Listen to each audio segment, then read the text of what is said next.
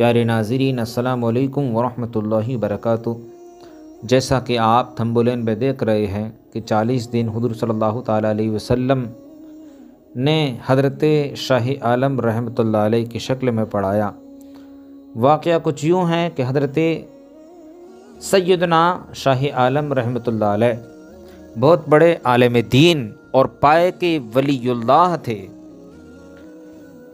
مدینۃ الاولیاء احمد آباد شریف گجرات الہند میں آپ رحمۃ اللہ علیہ نہایت ہی لگن کے ساتھ علم دین کی تعلیم دیتے تھے۔ ایک بار بیمار ہو کر صاحب فراش ہو گئے اور پڑھانے کی چھٹیاں بھی ہو گئیں، جس کا آپ رحمۃ اللہ علیہ کو بے حد افسوس تھا۔ تقریباً 40 دن کے بعد صحت یاب ہوئے اور مدرسے میں تشریف لا کر حسب معمول اپنے تخت پر تشریف فرما ہوئے۔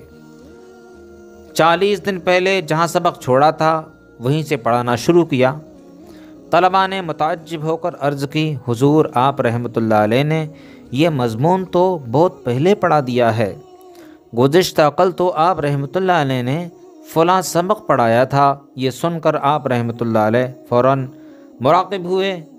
اسی وقت سرکار مدینہ قرار قلب و سینہ، فیض گنجینہ، صاحب معطر پسینہ، باعث نزول سکینہ صلی اللہ تعالیٰ علیہ وسلم کی زیارت ہوئی۔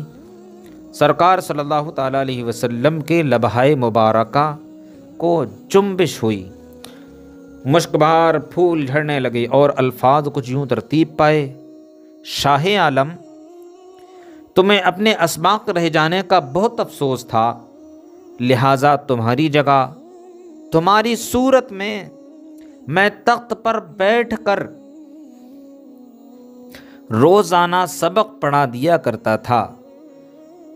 جس تخت پر سرکار مدینہ صلی اللہ تعالیٰ علیہ وسلم تشریف فرما ہوا کرتے تھے، اس پر اب حضرت قبلہ سیدنا شاہ عالم رحمۃ اللہ علیہ کس طرح بیٹھ سکتے تھے؟ لہٰذا فوراً تخت پر سے اٹھ گئے، تخت کو یہاں کی مسجد میں معلق کر دیا گیا، وہاں جو مسجد تھی اس میں لٹکا دیا گیا۔ اس کے بعد حضرت سیدنا شاہ عالم رحمۃ اللہ علیہ کے لیے دوسرا تخت بنوایا گیا۔ آپ رحمۃ اللہ علیہ کے وصال کے بعد اس تخت کو بھی یہاں معلق کر دیا گیا۔ اس مقام پر دعا قبول ہوتی ہے۔ اب کس طرح وہاں پر دعا قبول ہوئی؟ کس کی؟ مصنف بہار شریعت صدر الشریعہ حضرت علامہ امجد علی رحمۃ اللہ علیہ کی دعا کس طرح قبول ہوئی؟ جب مصنف بہار شریعت حضرت صدر الشریعہ مولانا امجد علی رحمۃ اللہ علیہ مدینۃ الاولیاء احمد آباد شریف میں جب آپ تشریف لے گئے، حضرت سیدنا شاہ عالم رحمۃ اللہ علیہ کے دربار میں حاضری کی سعادت حاصل ہوئی۔ ان دونوں تختوں کے نیچے حاضر ہوئے اور اپنے اپنے دل کی دعائیں کر کے جب فارغ ہوئے تو پوچھا،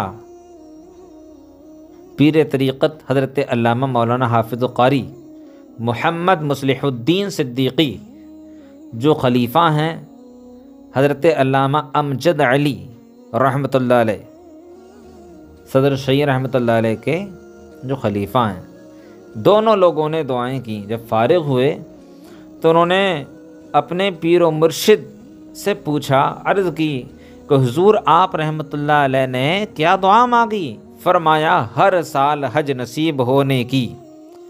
میں سمجھتا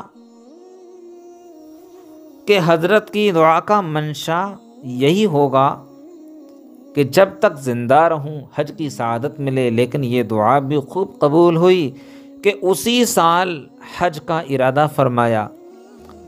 سفینہ مدینہ میں سوار ہونے کے لیے اپنے وطن مدینۃ العلماء گھوسی ضلع اعظم گڑھ سے بمبئی تشریف لائے۔ یہاں آپ کو نمونیا ہو گیا اور سفینے میں سوار ہونے سے پہلے ہی 1367 کے ذی قعدۃ الحرام کی دوسری شب 12:26 پر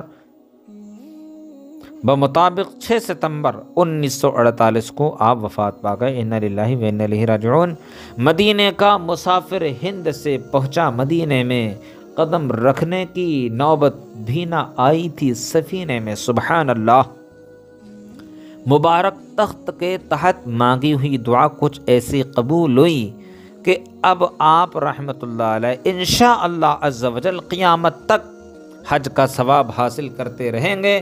خود حضرت صدر الشریعہ رحمۃ اللہ علیہ نے اپنی مشہور زمانہ کتاب بہار شریعت حصہ 6 صفحہ نمبر 5 پر یہ حدیث پاک نقل کی ہے کہ جو حج کے لیے نکلا اور فوت ہو گیا تو قیامت تک اس کے لیے حج کرنے والے کا ثواب لکھا جائے گا، اور جو عمرہ کے لیے نکلا اور فوت ہو گیا اس کے لیے قیامت تک عمرہ کرنے کا ثواب لکھا جائے گا، اور جو جہاد میں گیا اور فوت ہو گیا اس کے لیے قیامت تک غازی کا ثواب لکھا جائے گا۔ سبحان اللہ، ماشاء اللہ۔ خدا حافظ۔ السلام علیکم ورحمۃ اللہ۔